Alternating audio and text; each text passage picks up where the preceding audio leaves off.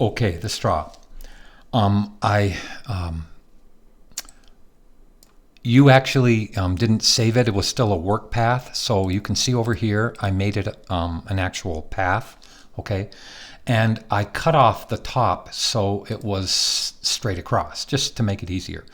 It's actually pretty easy. It's not really a straw. It's just two independent stripes with a vignetted, although it's soft, meaning the blend here between the pink and the white and the white and the pink has a little softness to it. So we'll do a little something there to make that occur. Okay.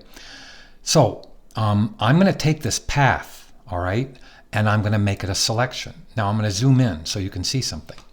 I'm going to go to Select, Modify, Contract, and I'm going to contract it so it actually is going to be the inside shape. Okay, so I don't know how many pixels that's going to be, but let's try 5 pixels and see.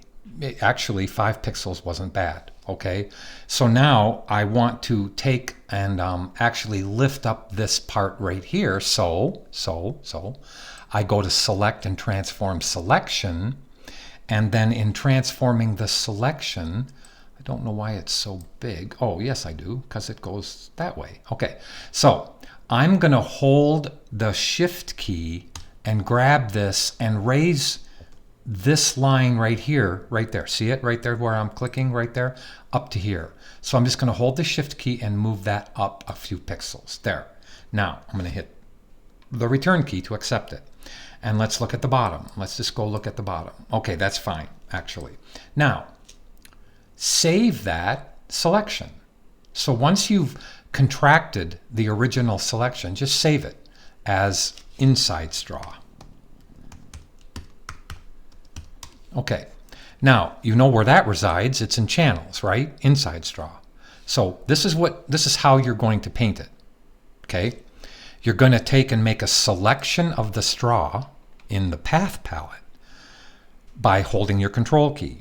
Then hold Control Alt and subtract the inside straw. Therefore, look what you get.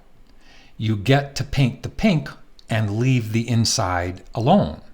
Okay, now we'll Gaussian blur this once, okay, but I'm going to put a layer right above your clicky copy. So let's paint it. So let's go like this, put in a layer, call it straw.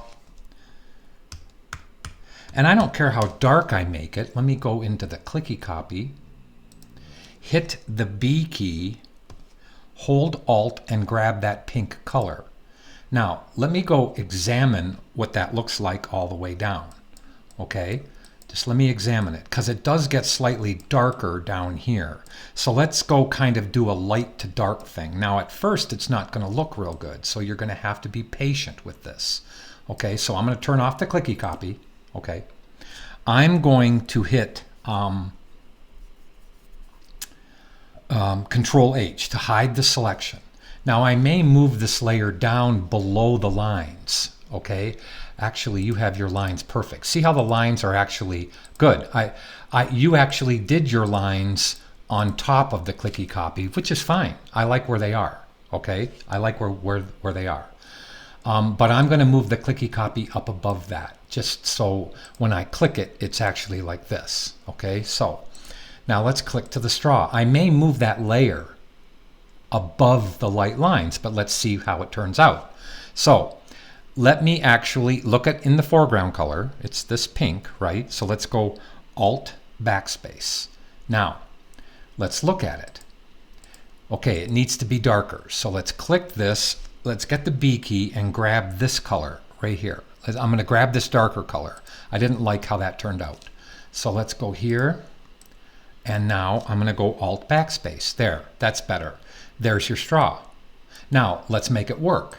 Okay, so we need to kind of back off on the top of it and a little bit on the bottom of it. So let's go Control D to deselect the selection. Let me look at it again. Oh, it's perfect. The straw is actually inside the glass. So look what's happening here. See how the lines of the glass are going over the straw? That's perfect. That's actually what's happening. So we're going to add a layer mask to that. Remember I deselected, right? Okay, so before I do anything, I'm going to Gaussian blur it by 1 pixel. So let's go in like this, click over to the image, not the mask, the image. Let's go to Gaussian blur and try 1 pixel or 2. This is 1. Is that enough? Let's go to 2. 2 is pretty good. That's actually pretty good because I like the softness on the inside. Now, I know that you remember, I'm just going to say okay. Now, let me turn on the clicky copy. Okay, let's talk about this. See how the line is more crisp on the outside and a little bit blended on the inside? Well, there's an easy way to fix that. Okay, it's real easy. So let me turn this off. Now I click to your layer mask. Okay, I'm going to make a selection of the original straw right there. Selection of it. I'm going to zoom in so you can see. See how it's exactly where I want it to be? I'm pointing at it right there. So I want to paint black on the layer mask on the outside to clean up the edges. Okay, that's pretty cool. Now I'm going to do it quickly. So I just want you to see what I'm going to do here. So I'm going to go to select inverse. And now all I have to do is fill up the layer mask with black. So Alt backspace. Now do you see how clean I made that straw? Look at how it's sharp on the outside, right? And my original fuzzy on the inside. Now look at the layer mask. Look at how much black is there. Now we're going to even diminish some of this straw. So I don't want to mess up what I've done, okay? Because I'm going to paint more on the layer mask. So what do when you're afraid of ruining a layer? You duplicate it. I'm going to hide the first one. So see how I just turned off the visibility? Now I'm going to click to the layer mask, hit the B key, turn on the clicky copy, make sure I deselect. I have to make sure I deselect. Okay, I did. I deselected. Now what I want to do is look at the heaviness of the pink in the straw.